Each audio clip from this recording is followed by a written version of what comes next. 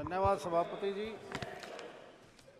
माननीय अनुराग ठाकुर द्वारा जो धन्यवाद प्रस्ताव माननीय महामहिम राष्ट्रपति द्वारा 27 जून को रखा था, मैं उसके पक्ष में कुछ बातें कहना चाहता हूँ। सबसे पहले तो मैं बधाई देता हूँ कि इस बार का चुनाव इतनी भारी गर्मी के बावजूद बड़ा शांतिपूर्वक ढंग से हुआ। शायद ये 18वीं लोकसभा ऐसी थी जिसमें किसी प्रकार की ज़्यादा शिकायतें नहीं आई। पिछले 10 साल का कार्यकाल जो माननीय मोदी जी का था और उससे पहले का भारत, ये आपने हमने सब ने देखा है कितना भारी बदलाव आया पिछले 10 साल में।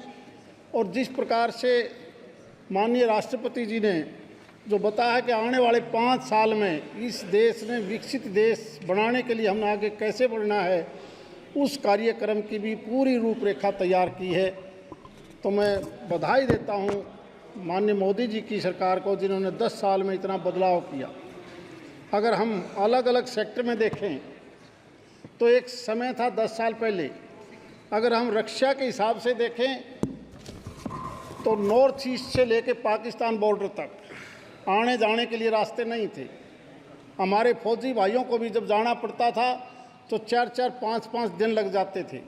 और आज आप वहाँ जाके देखोगे तो 4 लेन सड़क बॉर्डर के ऊपर कारगिल से लेकर नॉर्थ ईस्ट तक आज हमें इतनी ज़्यादा दिक्कत नहीं होती, क्योंकि हमारे एक ऊपर कहीं चाइना बैठा है, कहीं पाकिस्तान बैठा है।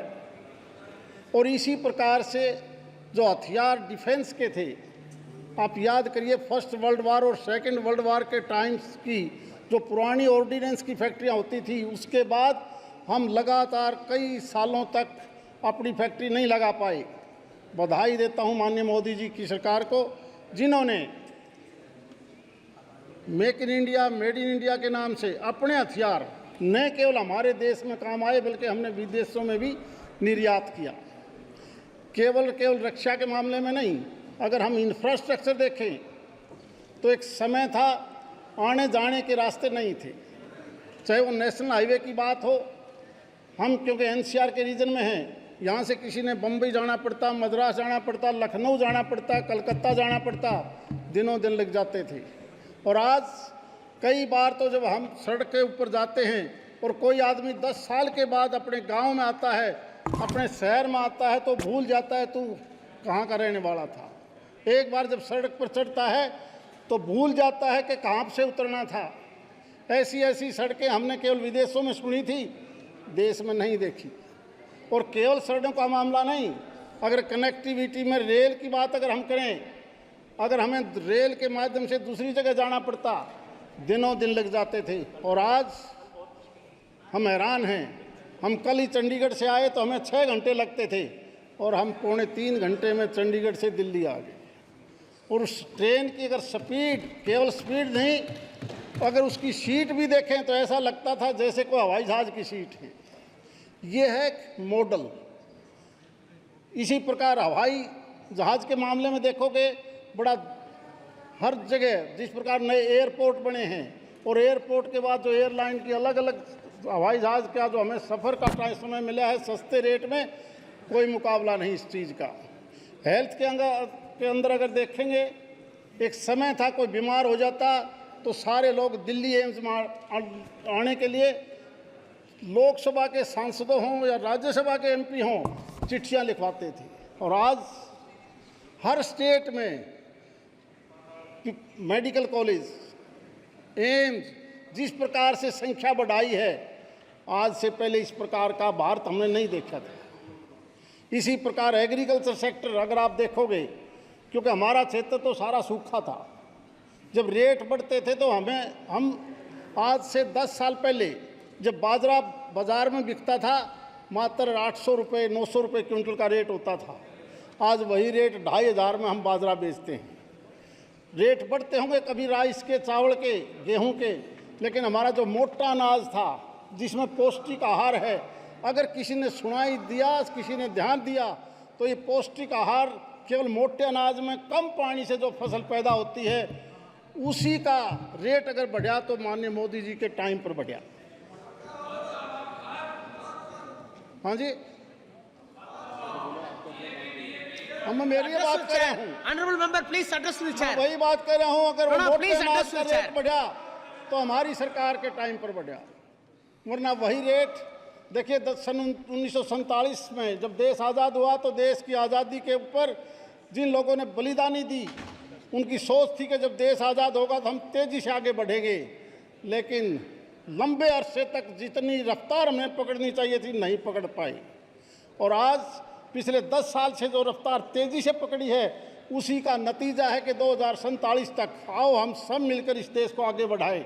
मैं कई बार, क्योंकि मेरा भी तीसरा टर्म आपके साथ है, ये बड़ी पंचायत है, गांव में छोटी पंचायत होती है। स्पीकर सभापति जी, आपका लाइव देखते हैं गांव के लोग, और जब यहाँ एक दूसरे की छींटाकशी जो ऐसी ऐसी बातें आती हैं, उसका दुष्प्रभाव पड़ता है नीचे तक।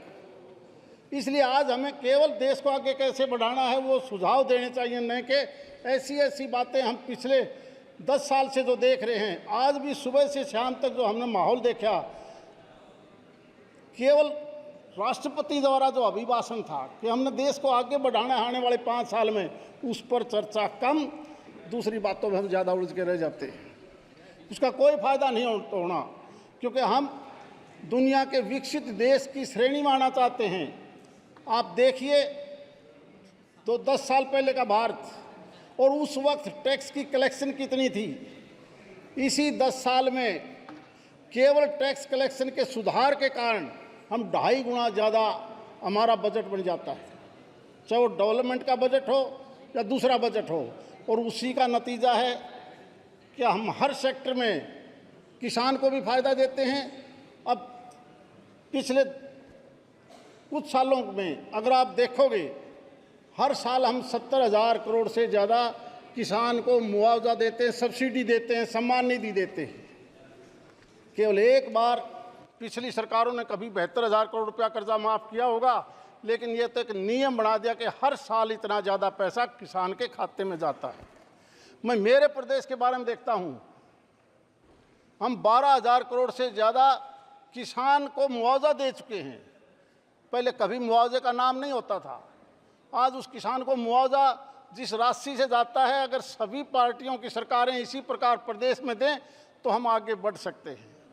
आपको भी याद होगा, दुनिया की तीसरी लड़ाई के लिए सारी दुनिया कहती है कि पानी के ऊपर आएगी, पानी की कमी है, ग्लोबल वार्मिंग है। चाहिए तो ये था कि हम शुरू से ही 47 के बाद इन नदियों को जोड़ते।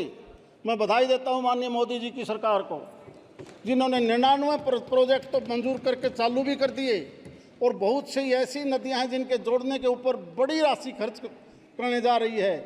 जब बारिश का पानी होता था, पहले कभी भी हम ये नहीं सुनते थे कि पॉन्ड्स अथॉरिटी के मार्फत से केंद्र सरकार प्रदेशों के को पैसा देकर उन जोड़ों का पुनर्निर्माण करे, वाटर बॉडी को ठीक करे।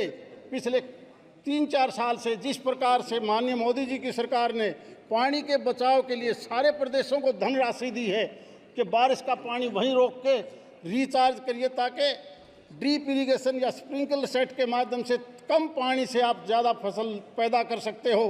केवल यही नहीं, ऑर्गेनिक फसल के ऊपर भी भारत सरकार ने जिस प्रकार से अब तेज़ी से सुधार किया है, क्योंकि आज खाद्यान्न पदार्थ जिसमें मिलावट ज़्यादा हो चुकी थी, उसके ऊपर फोकस किया भारत सरकार ने कि हम ऑर्गेनिक फसल के माध्यम से, देसी खाद के माध्यम से जब ज़्यादा से ज़्यादा उस अन्न को खाएंगे तो बीमारियां भी कम होंगी।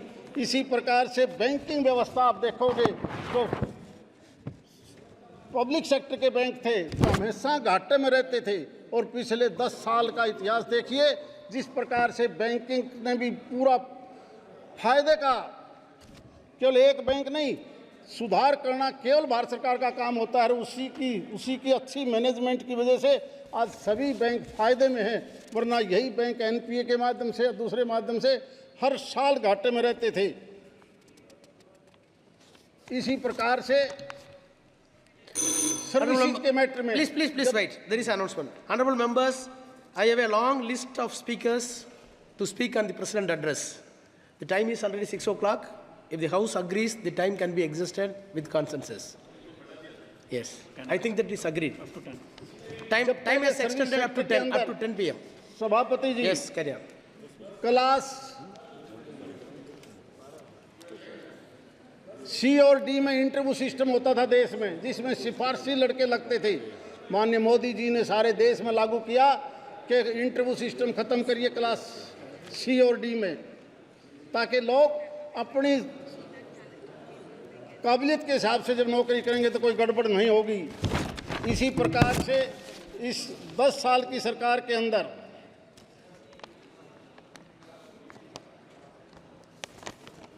जिस प्रकार पावर सेक्टर में सुधार किया है, हम सिर्फ कोल और हाइडल प्रोजेक्ट के ऊपर आधारित थे, लेकिन मुझे याद है 10 साल पहले का, जब हम सोलर पैनल पर जो बिजली बनती थी, आप याद किए 12-13 रुपये यूनिट का खर्चा आता था उसके उत्पादन में।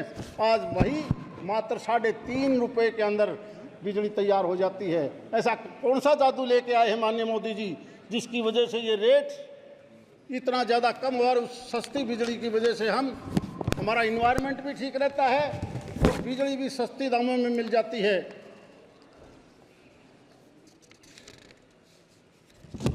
इतना बड़ा देश दुनिया में शायद कोई ऐसा देश होगा जो 80 करोड़ आदमियों को मुफ्त अनाज दे दे।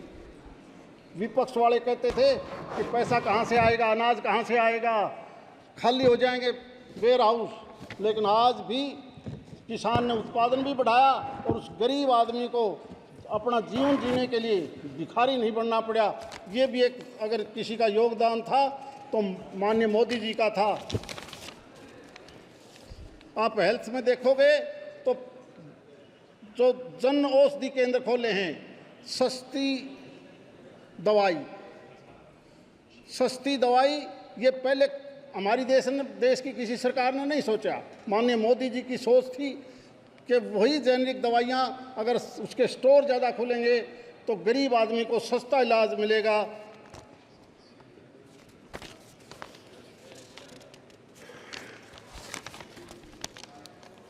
इसलिए मैं इस जो माननीय राष्ट्रपति जी द्वारा जो 27 जून को अभिभाषण था, जिसका प्रस्ताव रखा माननीय अनुराग ठाकुर जी ने, उसका समर्थन करते हुए मेरी सभी हाउस के सदस्यों से भी मेरी एक प्रार्थना है कि हम इस हाउस की एक ऐसी मर्यादा जरूर बनाएं, क्योंकि आपकी इस हाउस को डायरेक्ट लाइव देखता है देश, छोटी छोटी पंचायत, खाप पंचायतें, और कई बार वो इस बात को भी कहने लग जाते हैं कि यार तुम्हारी पार्लियामेंट से तो अच्छी हमारी पंचायत है जहाँ कभी झगड़े नहीं होते, केवल स्पीकर जो कहता है वही हम सुनते हैं। इस प्रकार का एक ऐसा संदेश जरूर दें, केवल पॉजिटिव दें, जिससे सकारात्मक सोच हो के हम इस देश को 2047 तक एक विकसित देश में ले जा सकें। बहुत बहुत धन्यवाद।